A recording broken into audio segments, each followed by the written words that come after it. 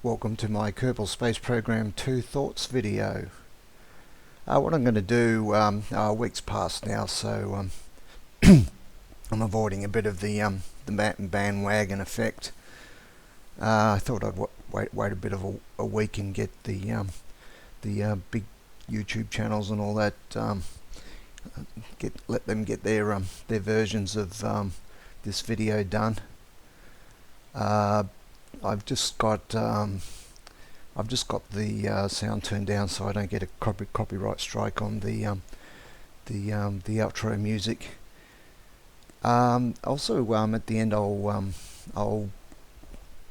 I can't even say it's gonna be prop talk. It's just I'm gonna speculate a little bit about multiplayer, or what I think are going to be some of the issues for the multiplayer. It's just going to be total speculation, so don't take it too seriously, because I've got absolutely no idea how they're going to go about doing their multiplayer. I don't think anyone else does either, except for them perhaps. They said the game's going to come out in spring 2020, which means I guess that means anyway. That'd be, I guess it's September, October, November. I suspect it would come out for if they stick to their schedule, of course.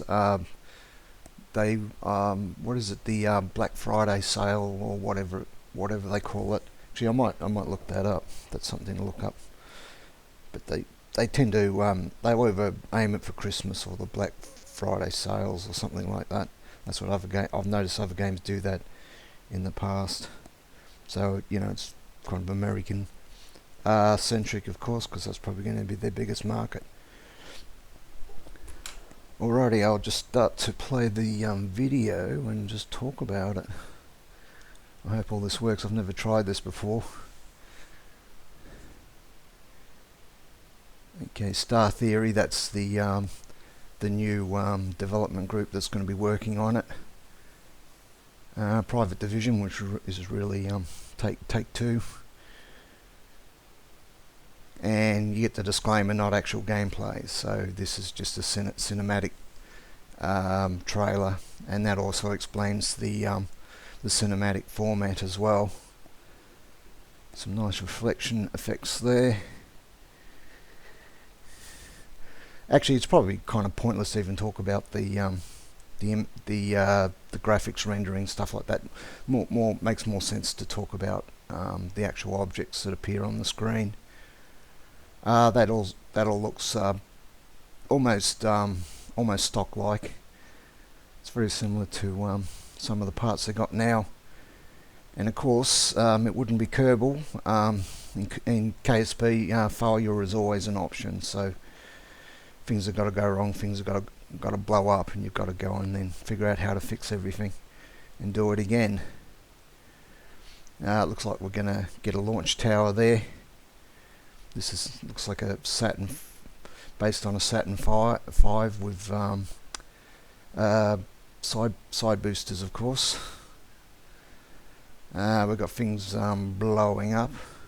That's where it starts to get interesting. That's a gravity wheel, just used to produce artificial gravity. If you've seen 2001, that's exactly the same thing. I call it a gravity wheel. It might have a proper term. I can't quite remember. It just generates artificial gravity. Well, it's not even gravity really. It simulates gravity using centrifugal force. So that's something new.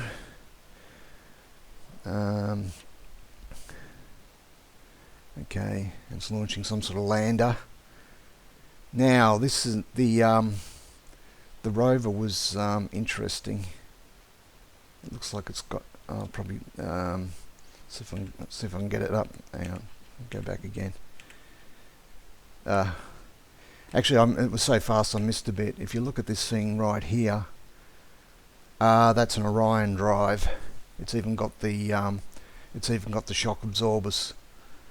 I can't quite remember who proposed the Orion drive. It might have been even Freeman Dyson. I don't know. You have to look that up. But if you watch the developer's story video, and also some of the other actual gameplay that they've released in the last week, it definitely is an Orion drive. You just basically, it produces an awful lot of propulsion just by exploding small nuclear devices behind a shock absorber and a radiation shield. One hell of a radiation shield. You know, they show it taking off from what looks like the Mun, which is probably a safe place to use an atomic drive based on nuclear weapons. You probably wouldn't want to use it in your own atmosphere, but of course that's not going to stop anybody using it if they want to use it.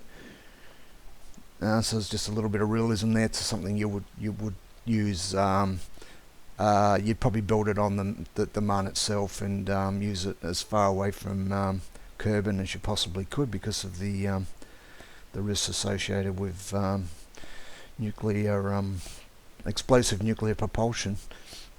All right. Actually, I've missed a bit somewhere, haven't I? Sorry. Yeah, there's the rover. See if I can line it up.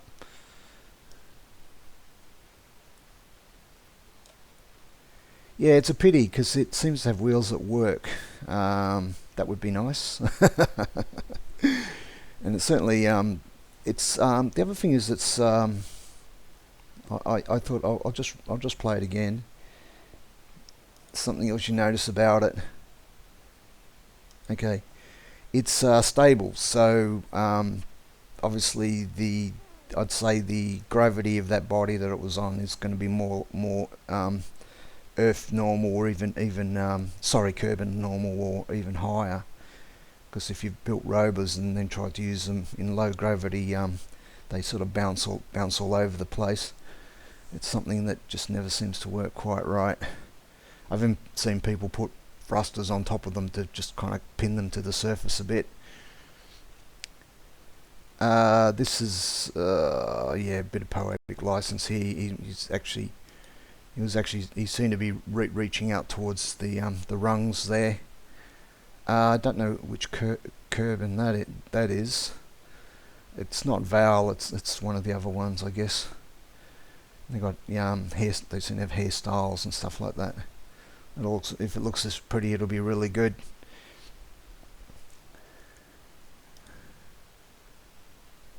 That's like it's just a fancy. There you got the this drive is interesting. It I think I'm in the right frame here. Sorry, it's obviously a space station built in orbit around a gas giant or something like that. Let's see if it there it goes. Yeah, you can see that it's a fusion drive. The idea being that you use some sort of either a laser or some sort of particle directed energy device to probably ignite ice crystals of deuterium or something like that. You can look all that up, but it looks like a fusion drive to me. The Orion drive is not necessarily fusion; it just might use fission weapons. Well, I shouldn't call them weapons, just fission bombs to work. You notice you got your little Kerbals here holding on the lights or something.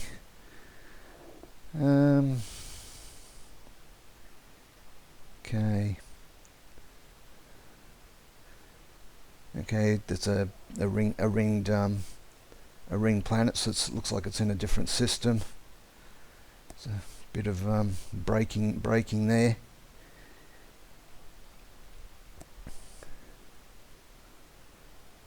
And just a nice shot, and everything goes pear-shaped. Yeah, they got that right. It's very Kerbal, that is. I'll just leave it on this frame. Now that single player, I don't see anything all that dramatically different. other than the new star systems, which okay, they're not using far. They don't appear to be using faster than light drive. So that means you've got to fly between systems. Now they can just adjust the scale to stop simulation fatigue setting in, because how long is it going to take you to fly to another star system, even with an advanced propulsion system? Many years. So my guess, my speculation is they will just adjust the scale so we don't have light years between planets. that wouldn't make much sense, because you have to wait forever, or you'd have one heck of a warp, or what do you want to call it, time acceleration for your sim. Okay, so all this is all pretty good, and looking forward to seeing this. But what I am really intrigued about is the multiplayer. I haven't played KSP multiplayer before. I've just watched a couple of videos, but I have played a couple of other games. Not many. I haven't played a lot of multiplayer, but a couple of things immediately spring to mind. Okay, is the Kerbal universe going to be persistent in any way, or is it just going to be mission based or game based? Like instead of just having the session just sort of running 24/7, anyone can join at any time.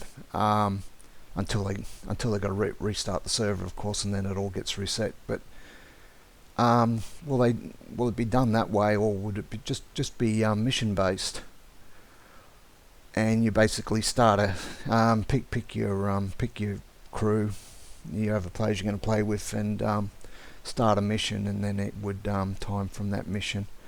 I sort of suspect that that's what they're going to do. I speculate that's what they're going to do, but I could be totally wrong.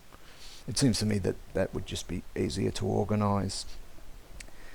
The other thing about multiplayer systems is you don't really have a save file, so you won't be able to do the old Kerbal pastime of restoring a save and starting again, unless if it works for one, it works for everybody in the team, perhaps. So what I think is they're going to do is, I assume you will be one of the Kerbals. That's I can't remember the name of it, but that's just how they're going to represent the protagonist. They don't speak or sort of have any particular role, so they don't have to worry about that sort of stuff. But I reckon you will play as a Kerbal. Whether you have to play as one of the existing Kerbals or you can create your own Kerbal, and all that's going to be interesting. They're going to have a character creation system and all stuff like that. But the way I think it could work is you start a mission, you have a team leader or a head Kerbal, whatever you want to call them, and they can either they can decide to save a game, or they could do it that way. So if they decide they're going to restore a game, it restores the game. I guess that could work. But it means everyone's got to go along with it too. Everyone's going to get the same restore. So you'd have to need some sort of agreement, and you're not going to do that with 30 people. Well, I guess you still could, but it's going to get a little unwieldy. So maybe I'm thinking small teams. Maybe as many people they put in the capsule, Kerbans they can put in the capsule, perhaps. Maybe even 4 or at least less than a dozen. Anyway, that would be my guess. The same thing that applies to restoring save files also applies to the time acceleration, the warping. Same thing. You can't obviously start your journey and then warp the server. Then everyone else has to warp ahead as well. So that could be interesting. So it's a similar to restoring from a save file. There's got to be some way that you can agree that that's going to work. Because I mean, how, unless they just ignore it completely, how are you going to do a really long mission? Some of these missions in real time can run literally from I haven't seen the upper limit of it. It's probably months in real time to get anywhere, you see. So and now you've got interstellar systems as well, even if they do have advanced propulsion. And maybe you know, a similar thing is going to be the communications network. If you use that option in Kerbal, you to place communication satellites and stuff like that. That could, I think that would be pretty straightforward. You know, you could break down tasks and have people doing particular roles and things like that. You know, especially for the base building and that. So yeah, I think, you know, the multiplayer is going to require some tight collaboration. And you'd be advised to pick your team wisely, I think. There's always going to be, you know, if you played any multiplayer at all, you do get people larking around or griefing and stuff like that even.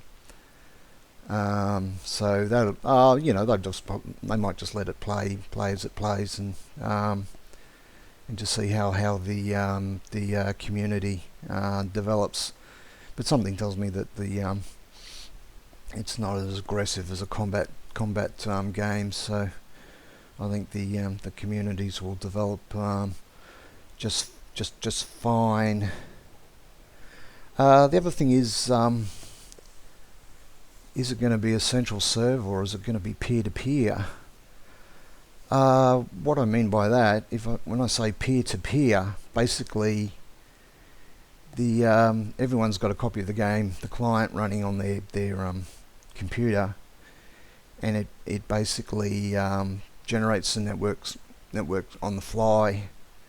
When you join the session, you basically set up a connection with all the other computers in that session, and they all tend to communicate with each other. So technically they'll still use a central server to just do administration and stuff like that, but it's really the computers work out the connection amongst themselves. If you've ever played Grand Theft Auto Online, that appears to be the way that they do it. You can go to Task Manager and you can see lots and lots and lots and lots of TCP/IP connections. That's you connecting to directly to other people's computers, basically. And that then to keep lag under control, it's better that they're all located in roughly the same geographic region. Otherwise, you'll tend to get network lag and stuff like that going on.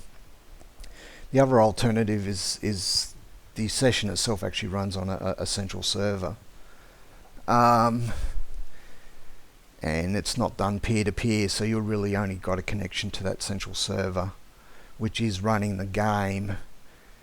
And basically even that could be just an instance of the game running on that server. Server doesn't necessarily have to just run one instance of the game. When I say an instance, I mean like a copy of the game, where the people who connect to that session all see the same thing. So you can have multiple sessions running on a single computer. That's all pretty standard. But yeah, it'd be curious to see. I'd suspect that they won't do it peer-to-peer. They'll use a central server. So would that mean that they would go off and rent a lot of servers from Amazon Web Services and run them locally to reduce lag and stuff like that? Well, you know, it'll be, as soon as people start playing the game, it'll be pretty clear what's going on. All you got to do is go over to Task Manager and have a look at the the TCP/IP connections, get the address, and go and use a website like Whois to see where it's coming from and where it's going. They can't really hide that information, so that information is available, will be available to the PC. And the connection itself, well, they'll be passing commands backwards and forwards between computers. One assumes that they will use some sort of encryption method, or at least try to obscure it somehow. Because that's especially for something like, and they said they're going to support modding. Well, will they also support modding in multiplayer? Something to think about, because when you got and where will those mods be installed? Will they be installed on your own computer, or will they actually be installed, have to be uploaded to the central server? So the more I think about it, the more questions I can think of. It's going to be fascinating. We've got about a year to wait. I'm sure some rumours will, if the rumours aren't circulating now, I'm sure they soon will be. Everyone sort of goes berserk on Reddit and stuff like that. That brings us to another interesting question. Once, if a client is moddable, one of the things that people do, some people do this for their own strange reasons, they will try to make changes, like say make the game run a little bit differently. I won't. It's to be honest, it is cheating. Now, okay, in a combat system, the first thing you do is try to make your character move faster, or shoot faster, or ignore rifle reloads or something like that. That's the mildest form of the hacking. But then you can, in a combat one, then you can try to shoot through objects and stuff like that, and pretty much it all becomes a total mess.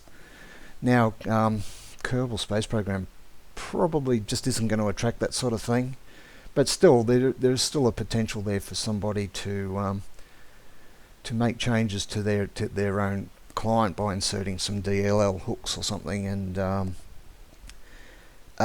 messing up somebody else's gameplay, which is what the bottom line is. It's people operating outside of the rules of the game, if you know what I mean.